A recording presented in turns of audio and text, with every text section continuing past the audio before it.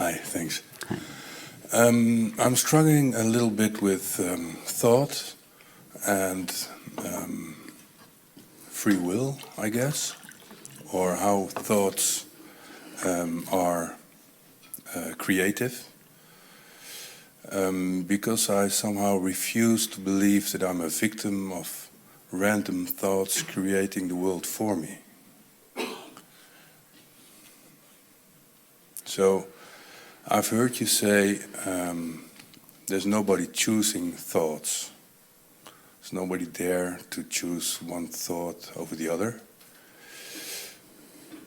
But at the same time, if I were to ask you, please think about the number 2, chances are you can think of the number 2.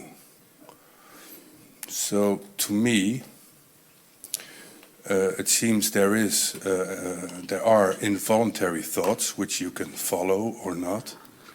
It's probably a good idea not to follow them. But hopefully, to me, there is also a way to consciously think and create. Okay, that's good. So let me give you an exercise. You're right. If you say to me, think of the number 2, I think of the number 2. So here's an exercise for you. Always have happy thoughts. That'd be difficult. Why? Why? Think of the number 2 now. I can. And now think of the number 3. Yes. And now think of the number 4. Mm-hmm. How difficult was that? Not difficult. That's it. Always have happy thoughts. Whatever your circumstances, always have happy thoughts. Yeah. That's it. It's all you need. You'll be happy for the rest of your life. So that's exactly what I mean. It's that. Well, do it. No. Good. I mean, what I mean to say is, I know that I don't come up with every thought I have. In fact, the very reason I'm here is because I was having very extreme thoughts, which led me to think about, are these thoughts actually mine? Because I refuse to believe that that is who I am. Well, no, not all your thoughts are generated. For instance, all your thoughts appear in your own mind, but your own mind has been conditioned by, for instance, your parents or the culture that you were brought up in. So not all of your thoughts have a personal origin. You've inherited thoughts from your culture, from your family, and from your culture. But the important thing to consider is not necessarily the content of each thought, because it would be impossible to monitor the content of every thought. There are so many thoughts, but to consider on whose behalf your thoughts arise. That's much easier, because there are really only 2 possibilities. The separate self, or the true and only self of awareness. That those are the only 2 possibilities. So that's a much easier. Just check every thought, or get in the habit of checking your thoughts. On whose behalf does this thought arise? If it arises on behalf of a temporary, finite, separate self, investigate the reality of that self. Or if you are already well accustomed to that investigation and you no longer have to go through the process, it'll be a very short process. You've already recognized that the separate self on whose behalf your thoughts are, these particular thoughts arise, is not present. Then just drop the thought. Just drop it. It's rising on behalf of an illusion.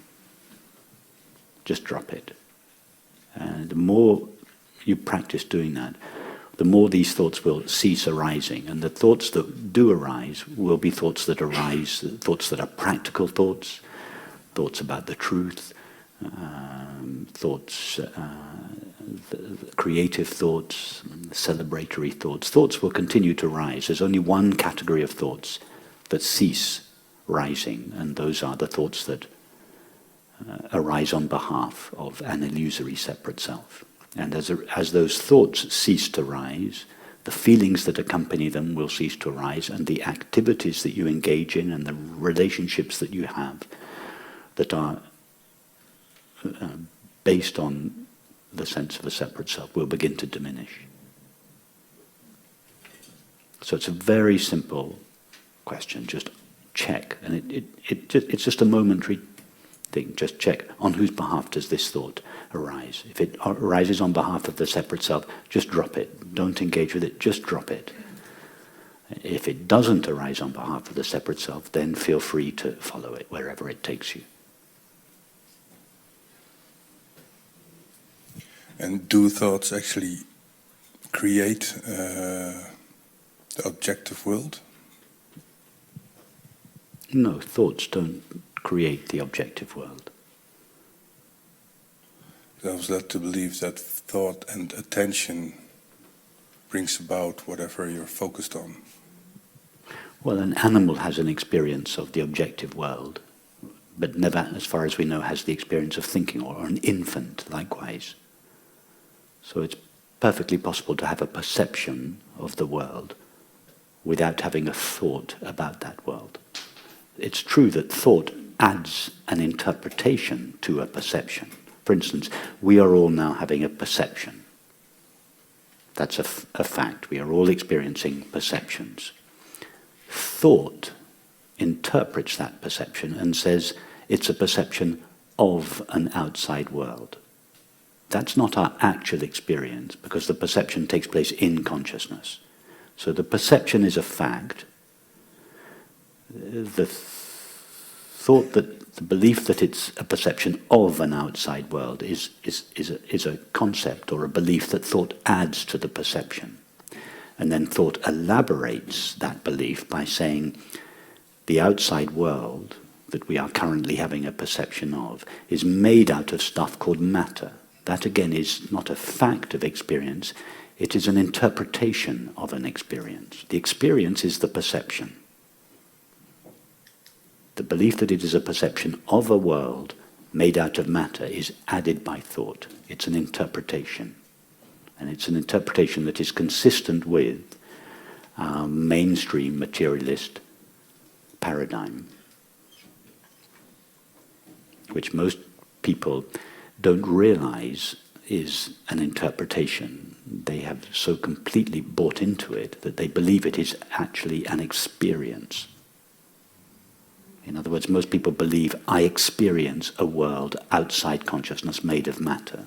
Most people think that's an experience. They don't realize it's an interpretation of an experience that they have been indoctrinated with by their culture.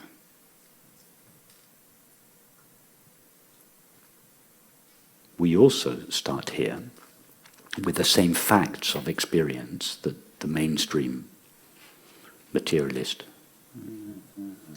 point of view starts with. Namely, we start with perception. We are all experiencing perception, but we add a different interpretation to that experience. An interpretation that I would suggest is consistent with our experience and doesn't contradict our experience. I am experiencing a perception. That perception takes place in consciousness. Everything that takes place in consciousness is made of consciousness.